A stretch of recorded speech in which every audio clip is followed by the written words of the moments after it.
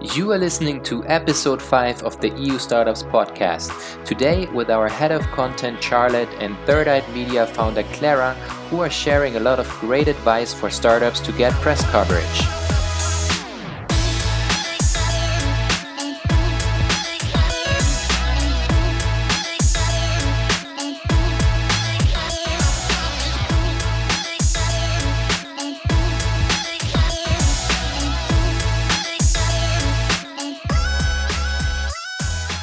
Hello everybody and welcome back to a brand new episode of the EU Startups podcast.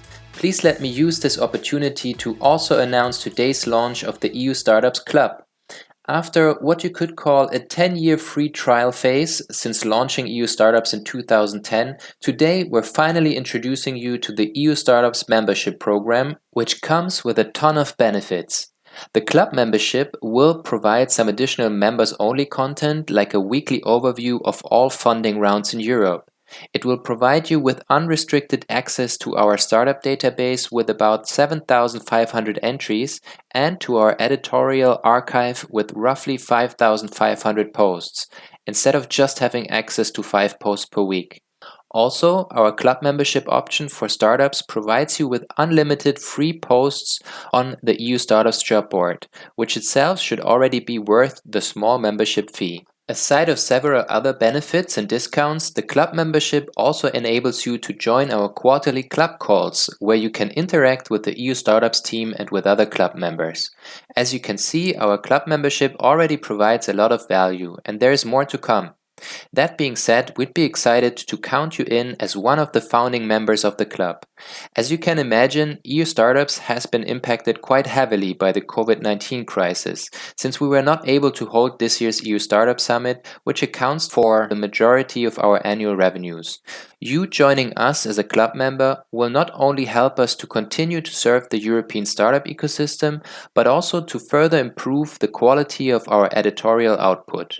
With enough members joining the EU Startups Club, we'll also be able to focus a bit less on page views growth, but more on long-form, high-quality content pieces that provide a lot of value for our readers. If you'd like to benefit from our club membership while supporting our cause for serving the European startup ecosystem, make sure to sign up now. For today's episode of the EU Startups podcast, our head of content, Charlotte Tucker, invited ThirdEyeMedia founder Clara Armand-Delille to talk about startup PR and how to increase your chances of getting press coverage. But before we jump into the conversation, let me shortly give a shout out to our podcast sponsor. The EU Startups podcast is powered by Shareworks by Morgan Stanley, which provides solutions designed for the unique needs of startups. Shareworks by Morgan Stanley simplifies the complexities of equity plan management, helps you engage with your employees, and provides you with the tools you need to comply with local and regulatory requirements.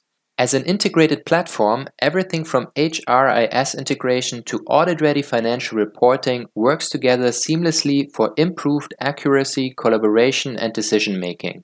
For more information, check out the link in our show notes to schedule a free demo. And now, without further ado, I'll hand over to my colleague Charlotte and her guest Clara from ThirdEyeMedia.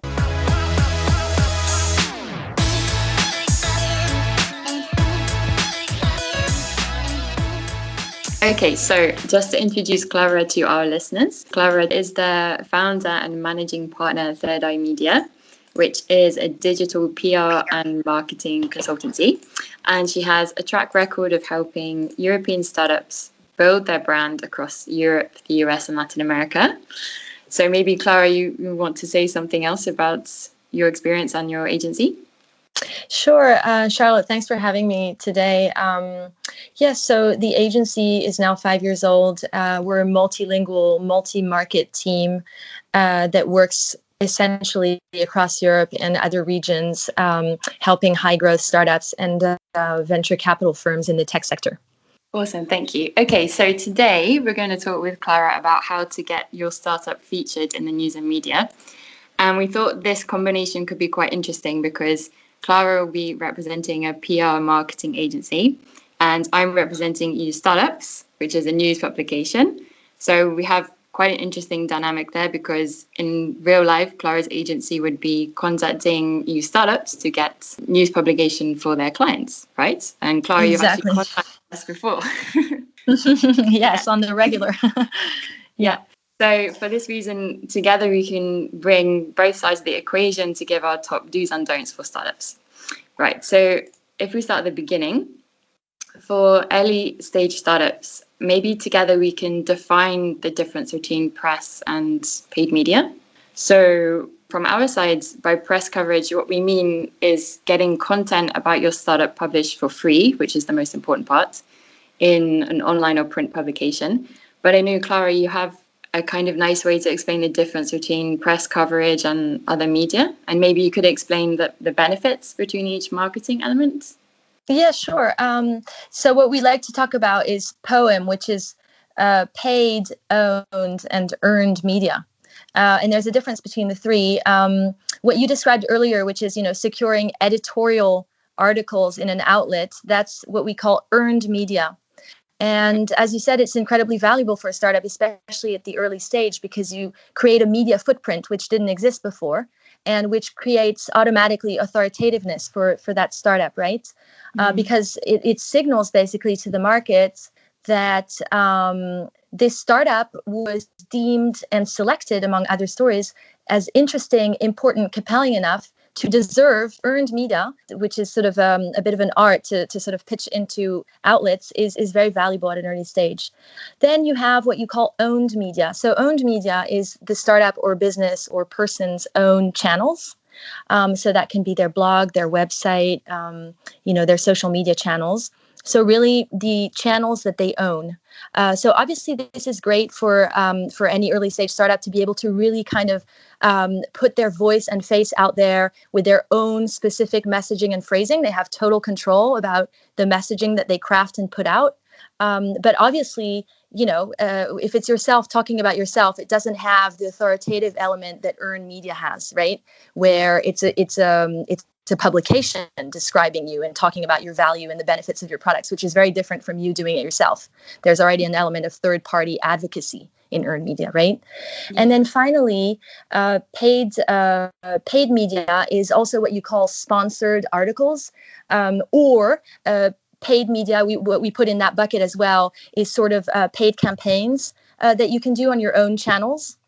So this has the advantage of being able to obviously promote with ever greater precision today your content to the right audience. Because if you think of, for example, a Twitter or a Facebook owned by a business, or an Instagram, they can really hyper target their audience with hashtags, geolocation, all sorts of different tools and layers of precision that you have to put together paid campaigns, right? So that's great. And the same goes with sponsored content. So a lot of outlets out there will always have a sponsored option where, you can secure sort of coverage, but in a paid way. And it guarantees you, things like inclusion in the newsletter, or sort of a certain dedicated amount of time on the publication's landing page, and so forth and so on. So it guarantees you visibility, but it is flagged somewhere along the piece that it's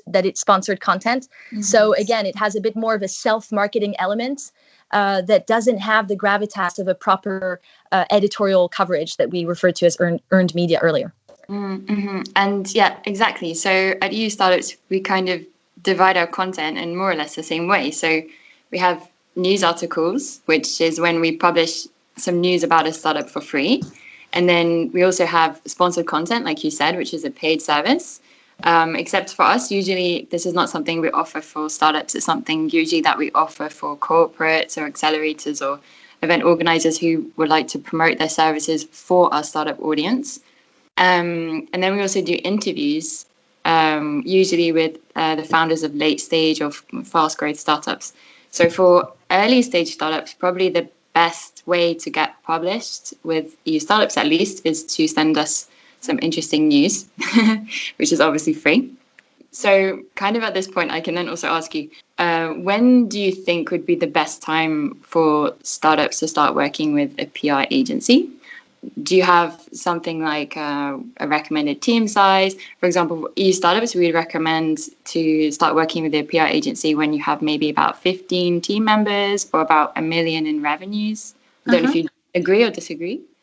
So, yeah, that's an interesting insight. And I think size is definitely a criteria for hiring a PR agency. But there's two scenarios for hiring a PR agency. One is no one knows how to do the job in-house. And so you hire an agency, and that would be like a smaller team, way earlier stage.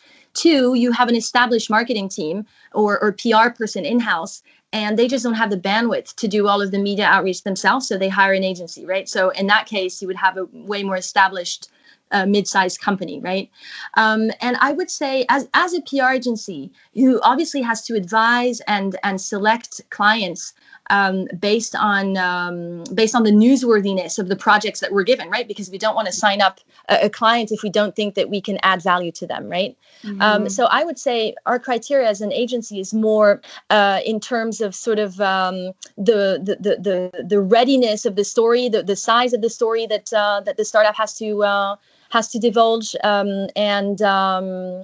yeah, I would say it's more around that. It's more around, is there a story?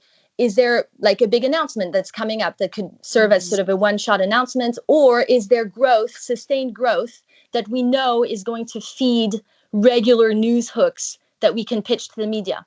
So example one, is there a one-shot project? For example, a very early stage startup comes to us and says, hey, we've raised 12 million euros.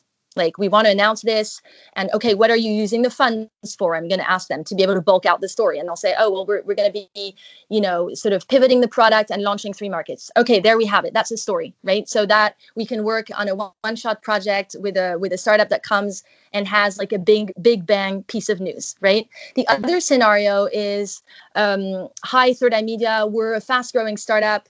Our user base is growing, sort of 50% month on month.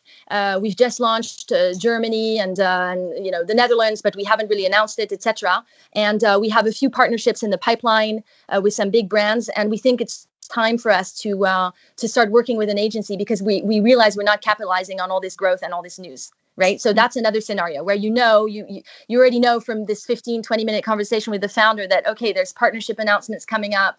There's sort of a multi-market dimension that we can talk about, et cetera, et cetera.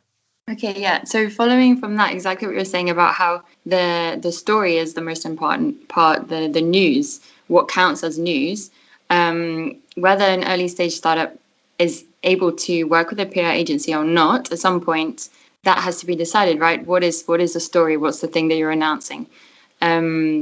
So from EU startups, we receive a lot of press releases every day, more or less about 50. And we receive a lot of sort of what you could say internal company announcements, like company reports or new staff hires, which are not what we would count as news. What we would count as news or as a story is something like an external announcement, like closing a funding round, or like you said, launching in a new market, or having a new partnership with a well-known organization.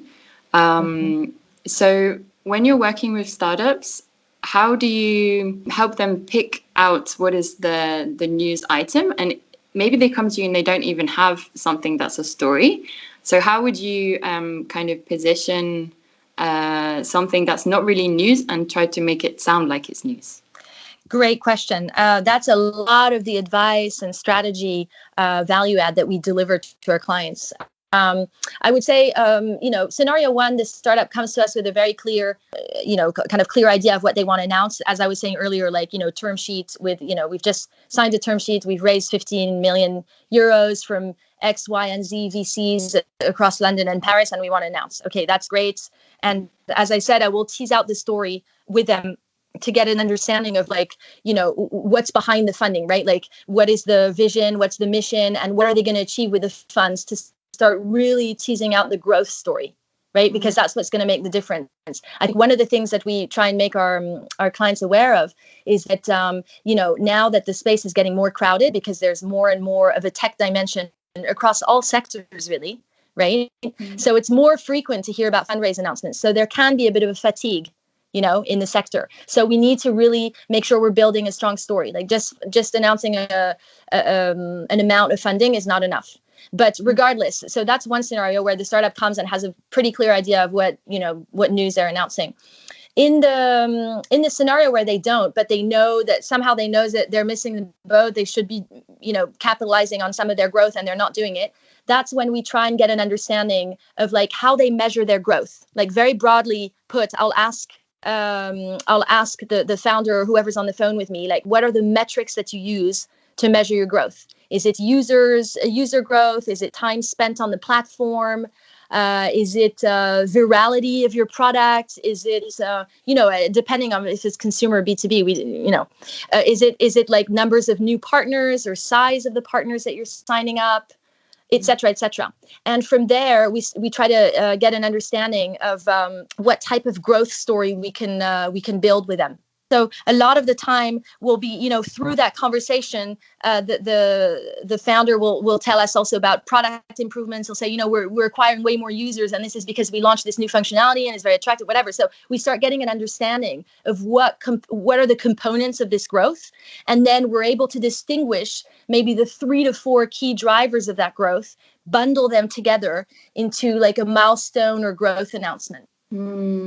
Yeah, because a lot of the times when we report on startups, EU startups, often we will refer back to previous news stories that we've published about them to kind of pull together, as you said, a sort of long-term growth story. So you can follow the startup's growth over, a few years. And I think that's really interesting for readers as well. So yeah, good points. So once the startup has chosen the news story with you, or on their own if they don't have a PR agency to hand, they then have to write their press release. So this is an interesting topic because although there are standards for press releases internationally, there are also differences between each country, each market. But in general, I would say from EU startups, we would probably be expecting a 1 to 3 page document, for the document to have some kind of paragraph structure, where the introduction is a summary of the main news. The second paragraph includes dates about for example, the founding year of the startup, some statistics like how much funding was raised or the team size, or then in the third or fourth paragraphs to include quotes by the founders or investors, and also, as you said, to include the future plans or the objective of the startup. And also for visual materials, we'd also expect to have an official team photo or product photo. But I'd be interested to hear your perspective and how you would position a startup's press releases, especially if they're being translated into different languages, being sent to different publications, and how you would suggest to them that they approach different publications at different times. For example, would you say that there's a specific time to approach a small local publication, a specific time to approach an international publication? That's a big question with a lot of sub-questions in there. One is the format of a release. The other one is localizing a release for different markets or audiences. And the third one is really the pitching strategy, right? Like when do you go to what types of publications and how, right? So let me start with the press release. Like you, I think press release needs to be kept short. Always lead with the news. So the title of a press release is the entire story. Like if there's one sentence, it's the title, and then you know what the news is. So, French insurtech startup raised 15 million from Partech Ventures and 8 Roads Ventures. That's it. Or led by 8 Roads Ventures with contributions from Partech and XYZ. Then I like to recommend for my clients to have subtitles. So no more than 3 subtitles that are bolded and that right away come and feed the title. So again, if I were to read the title, I know what the story is. And if I'm to read the subtitles, I know why, how, and how much. So what happens in the subtitles for me is I'll say, okay, so InsurTech raised 15 million from these 2 or 3 VCs. That's our title. The subtitles would be company already working with Pepsi, Nike, and set to sign 3 more partners in the next 3 months. So that's one bullet. Second bullet point, InsurTech to hire 15 more people and open an office in Paris before the end of 2020. That's like a little bit about what I'm using the funds for. right?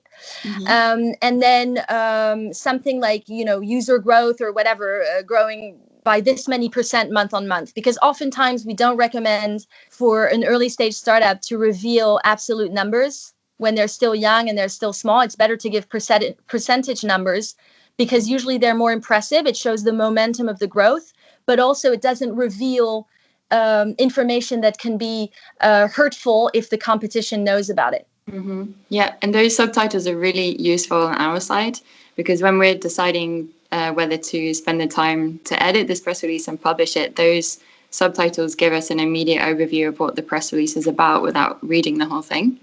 Exactly. And that's the point of those. Mm-hmm. Exactly. That's the point, because you will find those numbers down in the release, usually with, if there's a market number. Another nice subtitle bullet point can be the industry, size of the industry or something. Like, Intratech, or again, raised 15 million. The size of this specific segment of the Intratech market is worth this much per annum, or growing this much, or has grown this much in the last 5 years. Do you see, showing the dynamic and the potential of the size of the disruption that this technology is bringing to the market? That's also a good one. And so usually all of those figures and all of that information that's in the bullets, you will find in the body of the email. And there will be resources or citing the sources, somewhere in the body of the email, if we have like market stats or proprietary stats. Mm-hmm. And then speaking about the localization of the press releases, in terms of having the press releases translated or adapted to different publications, how do you approach that with your clients? Great question. So in the case of this Intratech, let's say that it's French, and it's got operations in Spain and France and the UK. The bullet points, the first bullet point that I said, is already working with Pepsi, Nike, and so forth and so on. That we would dig up signed partners in each of the different markets and highlight those immediately, right? So in France, we'd highlight French ones, in Spain, Spanish ones, and so forth and so on. If we're giving statistics about the size of the market we're disrupting, we'd give the global figure or the European figure, and then we'd give the market-specific one. Right? So things like that help localize. Then we haven't gotten there yet, but in the body of the email, around paragraph 3 or 4, we want to have a quote from the founder explaining why this fundraise is a milestone and is significant for the company's growth. It might make sense to replace that quote, not have it signed off from the founder, but have it signed off from the country manager in some of those markets, right? So if the founder is based in France because this startup is French, then we would keep him as the person quoted in the French release, but then maybe in Spain we put the Spanish country manager, and in the UK we'd put the UK country manager, right, to give a local voice. And we might tweak that quote with some specific findings or specifics of that market as well. So things like that to stay close to the market and audience. Okay, cool. That's great advice. Thank you. So after the press release has been written, From our side, the part that we see as the publication is when we're contacted via email by either the PR agency or by the startup themselves. So this is really the moment when the press release will either be looked at or not. And it's the chance to grab the attention of the publication. So in this email, the content has to be sculpted quite carefully. And we have some advice from startups where we would say, for example, to keep the email subject line short, saying probably exactly the title of the news. Maybe you mentioned the location, the top numbers, some interesting, for example, if it's a partnership, to mention the name, like it's a partnership with, Sony, for example, to mention that in the subject line. And to keep the emails short, don't send a very long email with lots of explanation. Keep it to a few bullet points. To not send the email with an unpersonalized intro. So, for example, many times we get emails that just begin with "Dear Editor." So it's nice for us to know that the person who's sending us the press release understands who they're sending it to. To also give us an exclusive, this is something that really grabs our attention. If a startup or a PR agency gives us an exclusive, obviously this means that we have the exclusive right to publish it first. This is quite important for us as a publication because tech news is quite competitive. And if another publication has already published a story within the last 2 or 3 hours, we probably won't publish the story. So we like to be the first person to report on the news. So if a startup comes to us and says, we've already had our news published in TechCrunch, that sounds impressive, but it actually puts us off. So it's the contrary. And another final tip would be to not harass us. So often we have startups or PR agencies who are very keen to get their story published, and they message us multiple times. They also telephone us. So we'd also like to express to the startups that we would love to reply to everybody, but as we get so many press releases every day, sometimes 50, sometimes more, we just don't have time to reply to each one. Which is just a time constraint. And many times the story is actually really interesting, but it arrives too late in the day, or we've seen that somebody else has just published it. And we're interested in that startup, but we just don't have time to keep in contact with everyone. So from your perspective, having heard our side as news publication, do you have any other tips or tricks on how to catch the attention of a media publication? Yes, absolutely. It's really interesting to hear your perspective and to hear that, we try and coordinate the outreach for, on behalf of our clients to avoid these kinds of situations that you were describing. So, for example, we always start conducting media outreach in the morning from 10 a.m. onwards, right? With the idea that the reporter arrives at 9 and kind of seats through the inbox and deals with any urgencies, touches base with the editor, and then can focus on what's hitting his inbox. Right. So we'll pitch between 10 and no later than 2:30 in the afternoon, because after that, we know, especially for national dailies, for example, that are much less elastic, that the reporters are filing. Right. So they're filing stories. So we don't want to approach a reporter at 4 o'clock with some news that needs to go out the next day. Number one. Number two, so, trying to adapt to what the workday looks like for a reporter. Number two, you were talking about exclusives, or at least an important component being that you don't want to be approached with someone calling something still news when it's already out. It's no longer news, right? If it's out in another publication, it's not new anymore. It's been out. It's just, someone wanting the actual story to get more coverage, right? So what we like to do is sometimes we work with an exclusive, but more frequently we try to reach out to publications under embargo. So we advise our clients to give us 4 to 5 working days to reach out to a bunch of outlets under embargo. For example, we'll reach out to them on a Thursday and tell them that by next Wednesday at 10 a.m., this news is going to be public. Have a look at it. We're sending it to you because we know that you tend to cover fundraise, and you in particular cover, B2B startups. And we've seen that you've recently written about InsurTech, for example. So we're sending this to you now.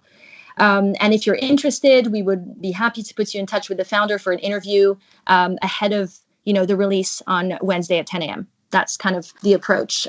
So really what we're doing is we're giving hand-picked reporters a first look at personalizing the emails to cover that point that you were saying. So, hello, Charlotte.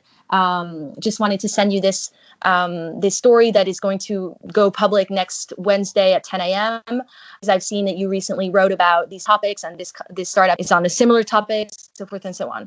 And the pitch email will be very short. Usually, it will basically be a shorter rehash of the title and the important info in those subtitles. And it's interesting what you said about the embargo, because if the startups can imagine that we only, for example, like you startups, we only publish 5 stories a day. So if we're receiving press releases maybe 4 or 5 days or even longer before they're published, and there's an embargo, then we can already start to fill up those news spots. So it could be that even before the day has started tomorrow, we've already got our 5 stories ready, because those PR agencies have been proactive and contacted us beforehand. So if you send us your PR at 3 p.m. that day and it's fresh news, then we don't have space anymore. Yeah, exactly. Yeah. Okay, so thank you for those tips.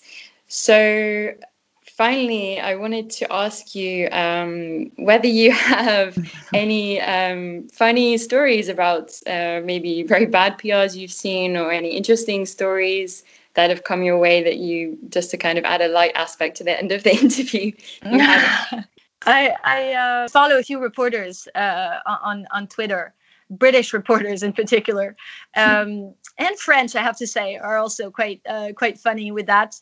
But I follow a bunch of tech reporters, and very frequently you will see them rant, and put in brackets some in quotation marks something that a PR person sent to them, and be sort of like rolling their eyes and in frustration. So I won't name publications or reporters, but I think there's a lot of funny stuff out there about the outrageous,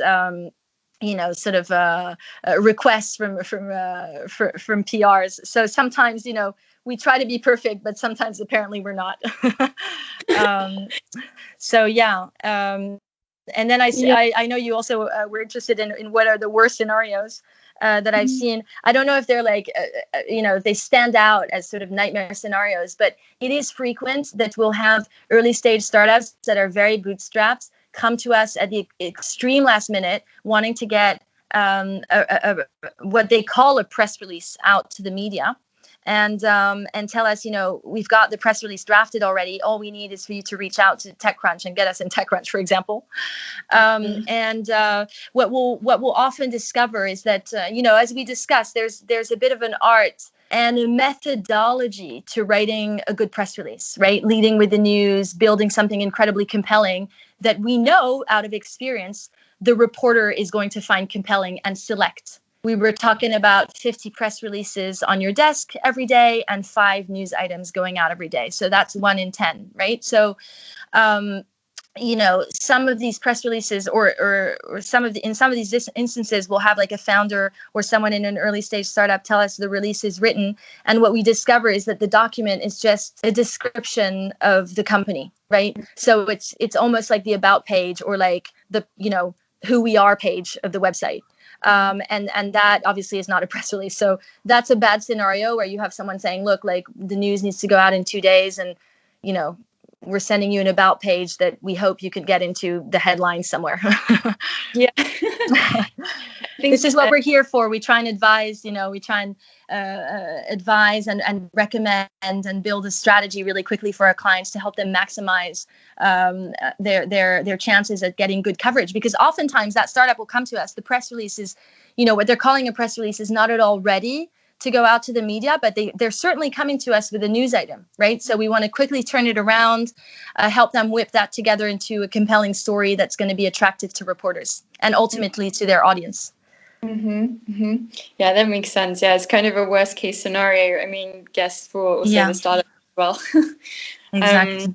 I think from our side, one of the things that often happens with us is that we have a really interesting story that's sent to us that we're willing to publish, and oftentimes we either don't get sent the materials like the photos or the videos or the extra kind of visual materials, and many times when they do actually come through, they are either like a passport photo of the founder, which we can't publish due to the specifications of our website. They have to be horizontal. Sometimes we also have had some kind of funny, more comical photos that have come through where founders have been accidentally all wearing the same clothes or looking very serious and not smiling. And it can mean that the story gets dropped because if we can't get the right kind of materials to go with the story at the last moment, then we can't publish. So I think this could also turn into a tip for startups, actually, that they should also be focusing on providing those visual materials that are going to be to the right specification for the publication already in the same email, and to try and make the photos as colorful and interesting and eye-catching in some way, and try to kind of get a mix between informal and formal. I think that would be a good tip as well.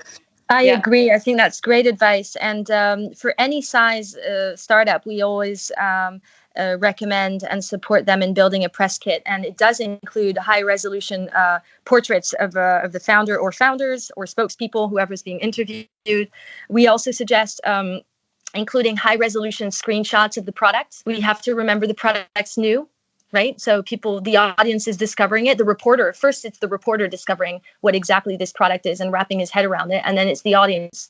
And so it's really essential that both the reporter and ultimately the audience can get a quick grasp of what this product is, what the benefits are, what it looks like, the user interface, etc., because they're discovering it. So we think that's very important. Also part of the press kits, bios of the founders. At the very early stage of a startup, what's the most important thing? Well, the founders, right? Before the product becomes, as the product is building its own proof of concept, all that this company has at the beginning is its founders, right? So very important to be showcasing their background, their creds, and having some clean, professional, but also, as you said, friendly and relaxed. I mean, we're the tech sector, right? We're not compliance. We're like a little bit more informal. So striking that balance visually of having photos of the founders that really look like their personality, convey the personality of the startup, the values of the startup, and bios that kind of second why they're ideally placed to win in this market with this product. Yeah, it's bringing all the materials together to create the story of the startup, not just the text. Exactly. Yeah. Okay, cool. Thank you for the insights. So finally, do you have anything else you'd like to share with the startups and founders that would be listening?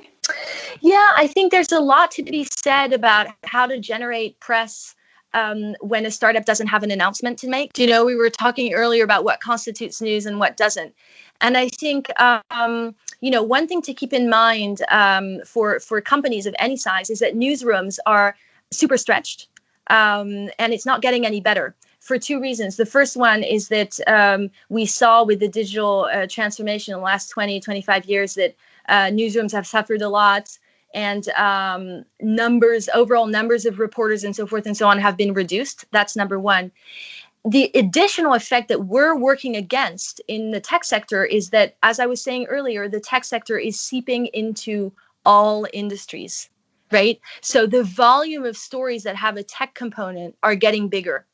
Meaning that the number of tech reporters that is either staying still or reducing, at least in a national publication, for example, they're tackling more and more stories that have a tech component. So I think it is very important to, think about only going to a reporter when you really have a solid piece of news. As we talked about before, there's a real fatigue around fundraise. I raised 15 million and I raised 12 and I raised 8 and I raised 14. Okay, so what are you doing with the funds? Why are you winning? Why should I pick you out of the 50 press releases that I've hit my desk today, right? So that's what we're trying to help our clients do.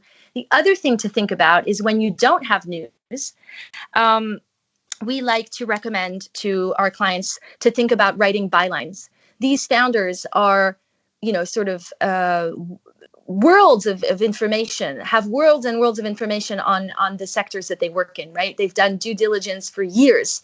They've launched their companies. They're aware of all the competition, of the trends in their market, the size of the market, all of the movements, etc. They are incredible sources of information and industry expertise that is fascinating to journalists and that is very interesting to ultimately to the end audience of readers, right? So we try and recommend for founders to think about writing bylines, because not only are they informing their audiences, they're positioning themselves as really authoritative voice in their sectors, and also they're upping the chances of getting coverage, right? If you send to a reporter a really well thought industry piece about the sector that you're in, it doesn't need to mention your startup, but it's signed by you, name of your startup. That's enough. It gives you visibility. And the chances of a reporter wanting to run that piece versus, hey, I'm like the 51st person with another press release, can you write it? And giving the reporter more,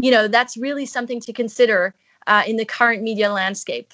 And that's really interesting. And just to pick up on the first point that you said about there being a saturation around funding announcements and how to try and to show that you have more of an impact, or what's the story behind that.